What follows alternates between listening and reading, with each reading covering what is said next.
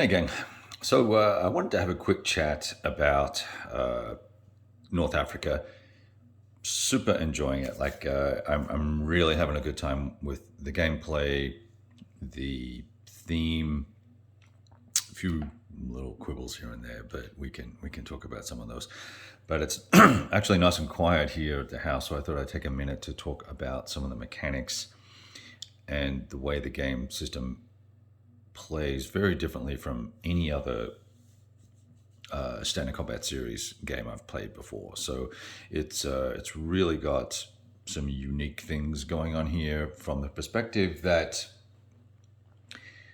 SCS can change on a dime literally, because that base system gives you a lot of flexibility, as we've seen with some of the other titles that perhaps Monster Scale, excuse me, It Never Snows, Day of Days, games of that size. And then you've got smaller games like Yom Kippur and I'm trying to think of some of the others, Gazala and stuff like that, where it's just the standard system with a tweaked sequence of play that might move Barrage up in the time scale or in the phases or down in the phases, and you might get some sort of reaction movement and things like that. This is to me anyway, is a completely different approach to the standard combat series without losing the capabilities of the game, right? Of the base system. So I printed out a sequence of play, and I wanted to, let's. What if I can change this? Hang on, just one second, guys.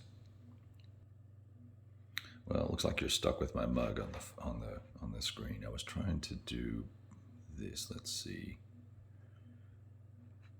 No, I just swapped it. I actually wanted to get rid of the split screen and keep recording, but I guess we can't do that. All right, sequence play. So there's this pre-turn phase. So they have the random events stuff that goes on, which is pretty cool. And I think that's a key part. It's kind of like DAC, right? You've got to have the random events because there's so much crazy stuff that went on, and they were relatively impactful. So you get that happening a lot, and it's also a way for the game system to make the supply work the way it needs to for the Axis, in that they get a lot of penalties, and the random events bring those up with convoy sinkings and things like that. You do reinforcements, and reinforcements I handle a little bit differently than most games. The Italians go into a cup and you draw them out, and you draw as many as you receive on the turn record chart of supply points. So if you get 2 supply points, you get to pull 2 units, and they could be any type of unit basically. So that can make a huge difference to your gameplay. You might get a 1-2-4, or you might get a 5-12, 4-12, 11, or probably not 11, but maybe something significant, right? So that's pretty cool in of itself. Then you roll for initiative, and then you decide who's going to go first, and then you decide whether you're going to have an active turn or inactive turn. Inactive turn just means you're going to do what's basically admin movement. It's not going to cost anybody anything, no supply points or anything like that, but you get to move everybody 3x their movement rate. You can't go past your current front line and all that sort of groovy stuff. Where it gets funky is if you have a full active turn, and then the person who has initiative, if they choose to go first, I think they get to choose, they have to do a full activation to start with, based on my reading of the rules. And a full activation means you're going to spend 2 supply units, and any units within 10 hexes of those supply units are activated. And you get these nifty little activation counters here. You can say either they're not activated or they are activated, and that will allow you to then, all those guys get to move for that turn, including the supply units. And I believe, and this is where there's a few little nuances here that are not really well written. They feel like they were written, explained to people, and everyone went, "Oh, I got it," and then they didn't tighten up the wording. You know how sometimes you get playtesters that are very familiar with the system or very familiar with working with the designer, and they go, "Oh, I understand what you mean," But when someone who's fresh to it comes and reads the rules, they're like, really, does this mean this or does it mean this? And here, your supply units, even though they're flipped over and expended, can still move, I believe. So what does that mean? That means for a full activation, you will move and have combat. You will do exploit, and then you'll have, I'm just looking here, then you'll do a DG recovery, and then you'll remove the expended supply units. At the end, so during the movement phase, you can move those expended units. That's going to set you up so that you can potentially leap forward and conduct your exploit. And I believe they can also move in the exploit phase, although they may not need to, depending on how you've got them positioned. But I actually know they can't move in the exploit phase, my bad, because they don't have the yellow bar across the bottom. Nevertheless, wherever that supply unit starts the turn, you can see how confused I am already, right? Wherever that supply unit starts the turn, 10 hexes from there, everybody gets to do their movement. Then you can move it, and then wherever the guys end up being for the exploit phase, 10 hexes from there can be used to move. And this gives us, in the exploit phase, this gives us a nice feeling for the cadence of battle and combat and the logistical tethers and things like that. Now, there's some other tethering aspects, barrages and air. They all have to be within 5 hexes of a supply unit that's expended. You don't have to have those 2 supply units that you use next to each other unless you're using optional rules. But you could have one at one end of the battlefield and one at the other end of the battlefield and go forward from there. So that's a full activation when you do that. So you do that, you're done, you pull all your GG markers off, and then the other guy, the opponent gets to choose whether he's going to do a full activation or a limited activation. And let's say, for the sake of the argument, so I can explain a limited activation, that they decide to do a limited activation. That's going to allow them to spend 1 supply point, and it will then allow them to do movement and combat, but no exploit, no barrage. Pretty significant because, when you're barraging, obviously, that's the same old SCS way of doing things. You roll a d6, and if that number is equal to or less than the barrage factor on the barrage counter or the air counter, you DG the bad guy. No kill steps. I don't believe no kills in this game, so you can't. If you roll a 1 or whatever, it's not going to kill. Or if you roll, you in some. It doesn't matter. In some SCS games, you either get to roll again or you roll 2 dice. And if you roll a 6, you kill something. But nevertheless, this doesn't have that. So super cool. Really like that. I struggled with the Brits in the early part of the 1940. We start in December 1940. They're month-long turns.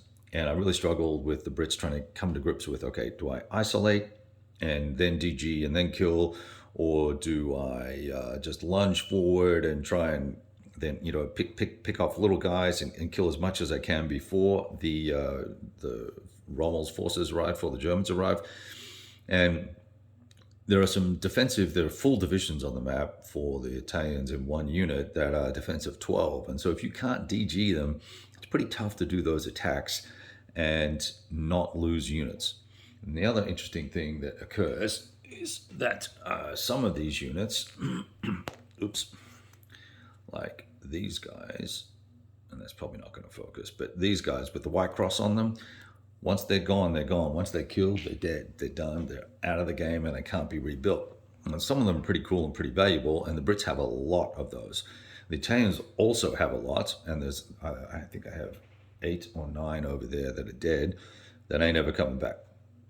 Others can be rebuilt, and they're rebuilt through the use of replacement points that are accrued each turn as well. So the turn track is going to have your number of supply units you get. It's going to have the number of replacement points you get. It's going to have the number of air dice that you get. So you'll dice off for air. So you both roll either 1 or 2 or maybe even 3d6, and then each side, depending on the side, will then divide that number either by 2 or 3, and that will be their number of air units that they will receive. So that's kind of nifty. The the thing that I'm digging about this, so there's those, that's a full and a limited activation. There's also a reaction activation. So if someone, it allows you to do movement and no overruns, and that's basically it, right? And I think, except if you're Rommel, and Rommel has some special rules. He gets to do some different things than everybody else, and that's fine. Leaders are on the board. Leaders can have an impact on the combat. They can also die or be wounded. So you've got to be pretty careful. There's a pretty significant chance that you're going to get hurt. In fact, we've already lost Gott. He died. Versus O'Connor. We're on turn 6 right now, and Rommel and his evil cronies. Let me just move the camera. Rommel and his evil cronies have arrived, and I'm just about to do the move phase. And you can see that big old pile down there right at the bottom of the screen that is Rommel's forces. So pretty significant stack of guys. Be interesting to see how they hang in there and how they manage their fight, right? Because it's there's some hefty stacks, but only a couple of them of the Commonwealth forces, and I'll be curious to see how this all kind of plays out, right? It's interesting. Now, the other thing that's interesting too is that DGs don't necessarily come off just at the end of the turn. They only come off in the cleanup phase. So if you're DG'd during someone else's full activation or partial activation, and you don't activate, or say you pass, or you do an admin move or whatever, you don't get to clear your DGs. So that can be impactful as well. So there's a lot of little layers in here that you need to think about. What do I want to do? How do I want to do it? If I DG that unit, or I have DG'd units, do I want to leave them DG'd? Who are they at risk with or from? What value do they serve as a disrupted unit, or should I try and undisrupt them by doing a proper activation? Disorganized do come off in a limited activation and a full activation, but if you pass or do an admin, I don't believe they do. And an admin operation is a optional rule, but I'm using that. There's a couple of optional rules in here to be used that I think kind of speed up the gameplay a little bit. Let's see. There's bonuses for capturing different cities. They're going to give you incremental supply, so that kind of reinforces the need to run the coastal route and take on those tasks and pick up those points, because you can always use the extra supply. There's also this kind of cadence that goes on, like the turn that Rommel arrived, really nobody had any supply left, just 1 or 2 each on each side, and so we just called it an inactive turn, and everybody did admin movement. We brought reinforcements on the board. Rommel got some of his guys onto the map, the parts of the 15th Panzer and other stuff.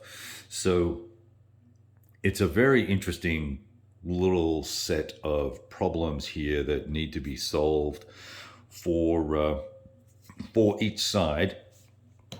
And I think I've done a disservice for the Commonwealth, because there seem to be way too many Italians on the map. But by the same token, I'm not sure how effective Rommel's actually going to really be. So we'll see that in fact, probably in the coming turn, because we'll move these guys and join up with Rommel's other forces here, and then we're just going to go jump in it and start rolling dice and killing things and see what happens. So I just thought I'd check in while I had a little bit of time.